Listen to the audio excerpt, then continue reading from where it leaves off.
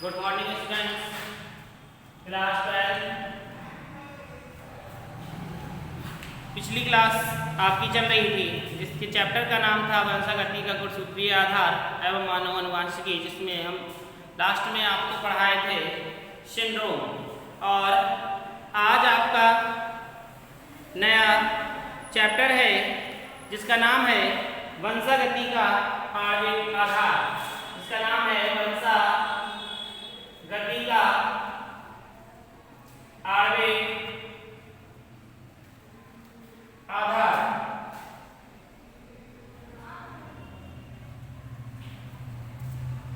वंशागति का आणविक आधार जिसे कहते हैं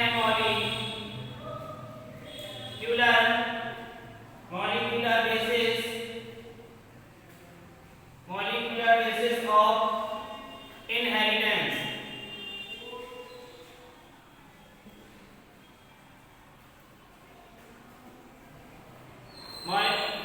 तो ये चैप्टर जो नया आपका चालू हो रहा है इसका नाम है वंशागति का आणविक आधार, मॉलिक्यूलर बेसिस ऑफ इनहेरिटेंस। तो देखिए वंशागति, जैसे कि आप सभी जानते हैं कि एक पीढ़ी से दूसरे पीढ़ी में स्थानांतरित होना या अपने वंश को बनाए रखना, यही वंशागति कहलाती है। यानी कि मनुष्य अपने जैसी ही एक संतान को उत्पन्न करता है और ये फिर वही क्रिया वह मनुष्य करता है, तो ये वंश इस तरीके से चलते रहते हैं, तो ये वंशागति बनी रहती है। तो जनन जीवों का क्या है? एक प्रमुख लक्षण है जिसके द्वारा जीव अपनी जैसी संतति को उत्पन्न करता है और ये पीढ़ी दर पीढ़ी चलता रहता है। तो एक कोशिकीय जीवों में जनन कोशिकीय स्तर पर भी होता है, अगर स्थानांतरित कोशिका भी बनती है। तो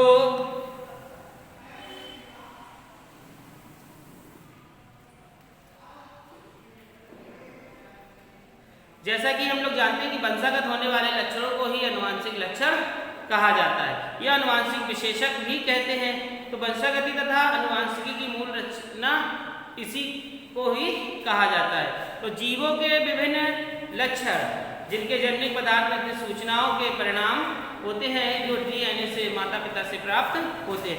तो अब इसके ये तो आपका वंशागति का आणविक आधार क्या है, अगर लिखना चाहें तो आप लिखें, नहीं तो लिखें आनुवंशिक पदार्थ की खोज का संक्षिप्त इतिहास। आनुवंशिक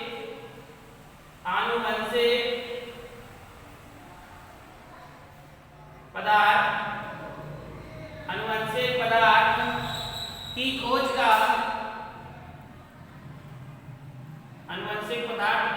का संक्षिप्त इतिहास।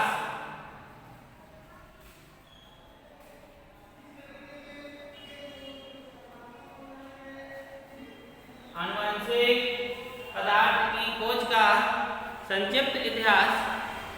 Brief history of discovery of genetic material. लिखें brief history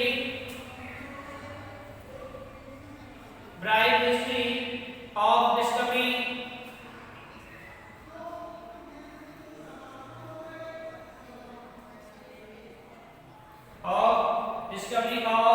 of genetic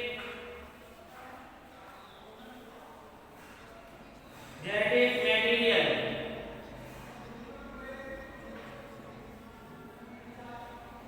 bright history of discovery of genetic material.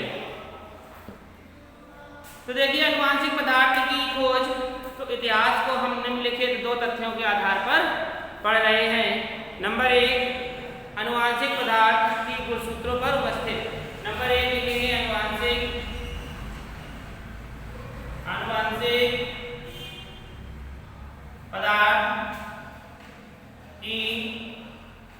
आनुवंशिक पदार्थ की गुणसूत्रों पर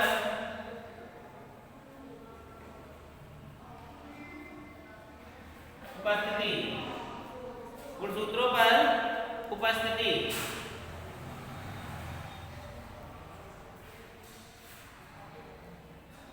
अब इसके अंदर लिखेंगे आनुवंशिक पदार्थ की गुणसूत्रों पर उपस्थिति, यानी कि presence of genetic material on chromosomes. Presence of genetic material on chromosomes.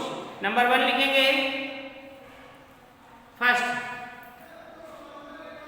1665 में रॉबर्ट हुक ने कोशिका की खोज की थी। 1665 में रॉबर्ट हुक ने कोशिका की खोज की थी तथा 1831 में रॉबर्ट ब्राउन ने कोशिकाओं में केंद्रक की उपस्थिति को बताया था तथा 1831 में रॉबर्ट ब्राउन ने कोशिकाओं में केंद्रक की उपस्थिति को बताया था। अब लिखेंगे नंबर 2। ये फर्स्ट नंबर था आपका। नंबर 2 लिखें। नगेली द्वारा पादप कोशिकाओं के केंद्रक में देखी गई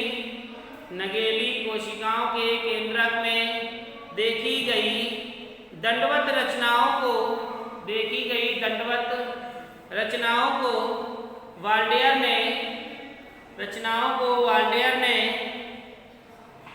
1888 में गुणसूत्र नाम दिया। नंबर 3 लिखेंगे। सर्वप्रथम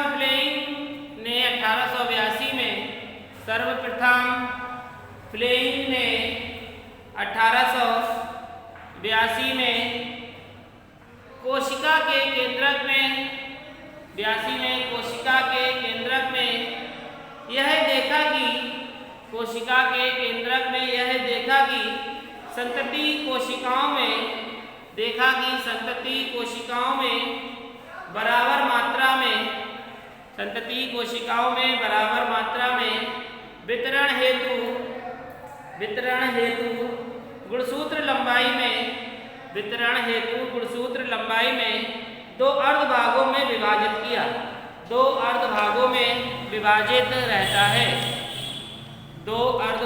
विभाजित रहता है। अब लिखेंगे नंबर 4।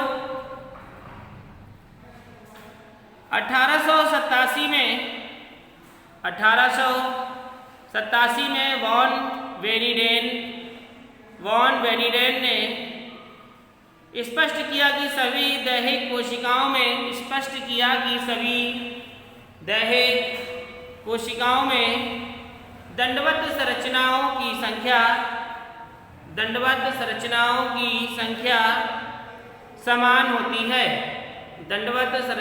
की संख्या समान होती है।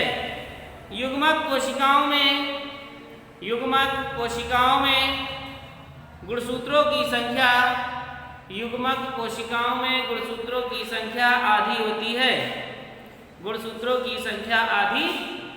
है। तो ये थे आपके अनुवांशिक पदार्थ की गुणसूत्रों पर उपस्थित। तो सभी वैज्ञानिकों ने अपने अपने जो मत दिए हैं वो हमने आपको बताए हैं। तो अब इसके आगे लिखेंगे न्यूक्लिक अम्ल की खोज। अगली हेडिंग है न्यूक्लिक अम्ल की खोज। न्यूक्लिक अम्ल की खोज, discovery of nucleic acid. Discovery of nucleic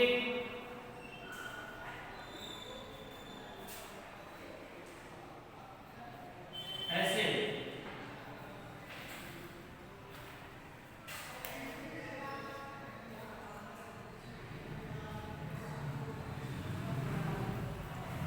discovery of nucleic acid. तो देखेंगे कि डिस्कवरी ऑफ न्यूक्लिक एसिड क्या है। तो इसमें भी न्यूक्लिक अम्ल की खोज किसने की, किस वैज्ञानिक ने की, तो समझें। नंबर 1 डालेंगे। अल्टमान ने केंद्रकीय पदार्थ से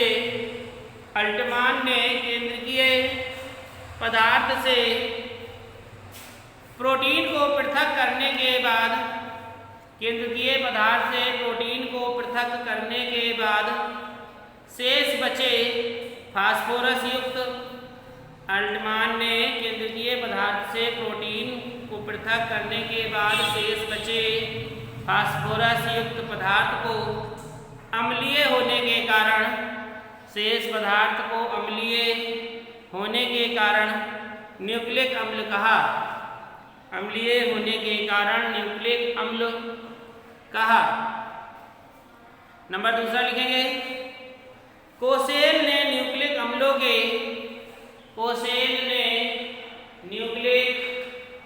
के विखंडन से चार प्रकार के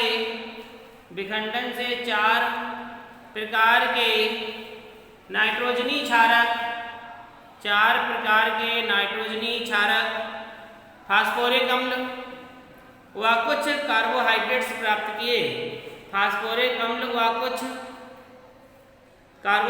प्राप्त किए। नंबर 3 लिखेंगे आप। सन 1909 में लेविन ने यह प्रमाणित किया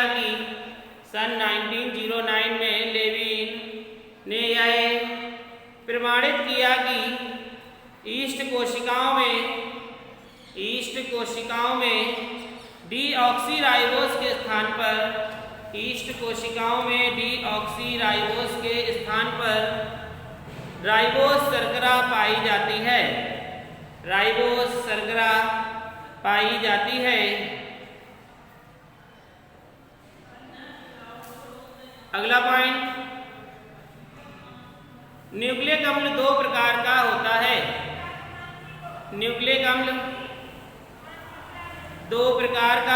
है। पहला डीऑक्सीराइबोन्यूक्लिक अम्ल जिसे हम डीएनए कहते हैं, और दूसरा है राइबोन्यूक्लिक अम्ल जिसे आरएनए कहते हैं। क्या कहते हैं? आरएनए। अगला पॉइंट, डीएनए मुख्यतः केंद्रक में होता है।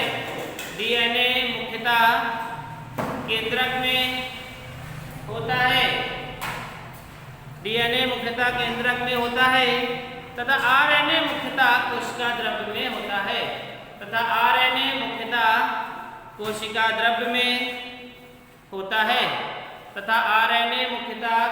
द्रव्य में होता है। तो ये थी न्यूक्लिक अम्ल की खोज।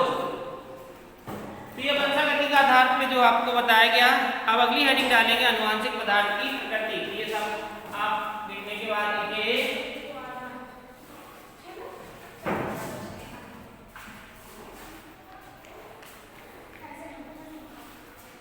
हेडिंग डालेंगे आनुवांशिक पदार्थ की प्रकृति।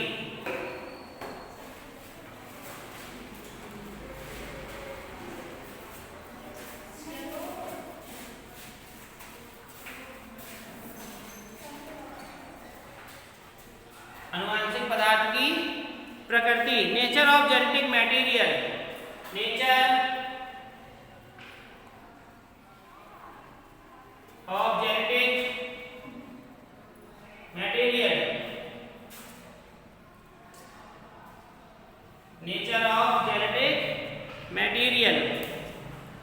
तो नेचर ऑफ जेनेटिक मटेरियल में है, लिखिए, आनुवांशिक पदार्थ वह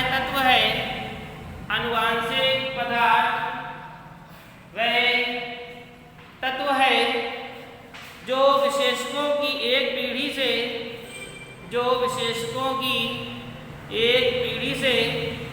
दूसरी पीढ़ी में वंशागत होने को नियंत्रित करता है। दूसरी हेडिंग लिखेंगे, दूसरा पॉइंट लिखेंगे, यह पदार्थ आनुवांशिक लक्षणों की संकेत सूचनाओं को अनुवांशिक लक्षणों की संकेत सूचनाओं को संचित रखता है, सूचनाओं को संचित रखता है तथा संतति पीढ़ी के जीवों में तथा संतति जीवों की पीढ़ी में स्थानांतरित करता है। ये जीव इन लक्षणों को विकसित करते हैं, ये जीव इन लक्षणों को प्रदर्शित करते हैं। अब हेडिंग डालेंगे अनुवांशिक पदार्थ की विशेषताएं। अनुवांशिक पदार्थों की विशेषताएं। अनुवांशिक पदार्थों की विशेषताएं। Properties of genetic material, properties of genetic material, यानी कि इनकी विशेषताएं क्या हैं ये जाने। तो जीवों में अनुवांशिक लक्षणों की वंशागति, जीवों में अनुवांशिक लक्षणों की वंशागति के लिए निम्न विशेषताएं होती हैं, निम्न विशेषताएं होती हैं। नंबर 1 अनुवांशिक पदार्थ। नंबर 1 अनुवांशिक पदार्थ सभी जीवित कोशिकाओं में उपस्थित होता है। अनुवांशिक पदार्थ सभी जीवित कोशिकाओं में उपस्थित होता है। नंबर 2 अनुवांशिक सूचनाएं। नंबर 2 अनुवांशिक सूचनाएं अनुवांशिक पदार्थ व जीन्स में कूट के रूप में उपस्थित होते हैं जो एक पीढ़ी से दूसरी पीढ़ी में स्थानांतरित होते हैं, जो एक पीढ़ी से दूसरी पीढ़ी में स्थानांतरित होते हैं। नंबर 3 लिखेंगे समय समय पर कुछ स्थायी व वंशागत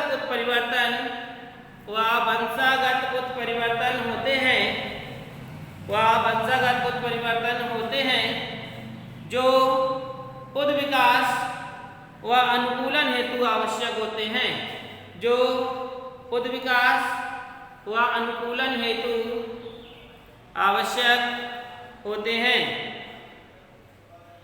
नंबर 4 इसमें अपने प्रभाव को मेंडेलियन लक्षणों के रूप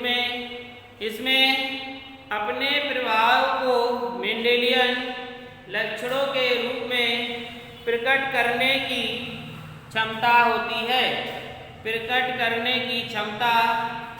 होती है।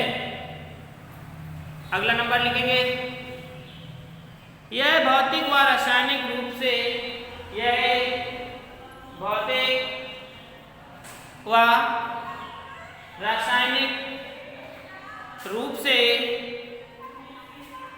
स्थिर होता है।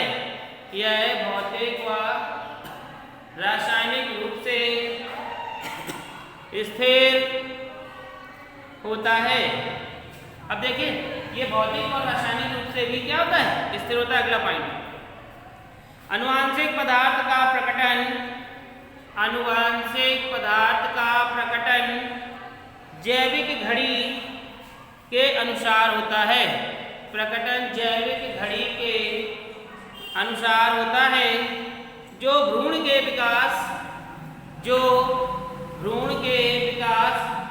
तरुणावस्था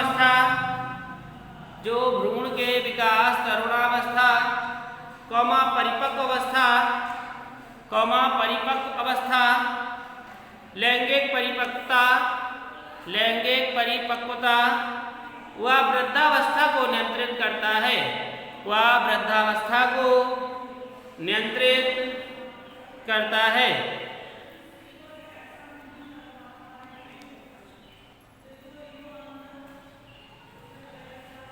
अगला लास्ट पॉइंट लिखेंगे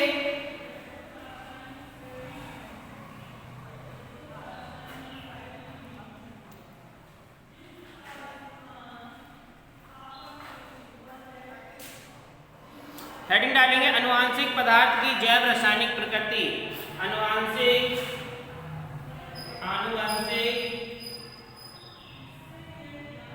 पदार्थ की जैव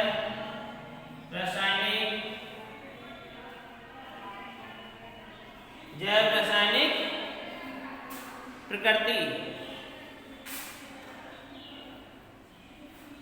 अनुवांशिक पदार्थ की जैव रासायनिक प्रकृति।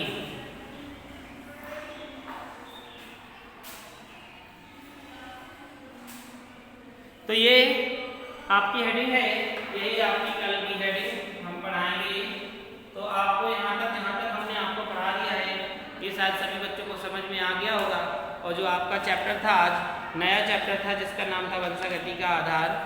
तो जिस बच्चे को समझ में नहीं आ रहा हो, कोई दिक्कत हो, तो वह हमसे पूछ सकता है या पर्सनल फ़ोन करके भी पूछ सकता है। तब तक के लिए नमस्कार।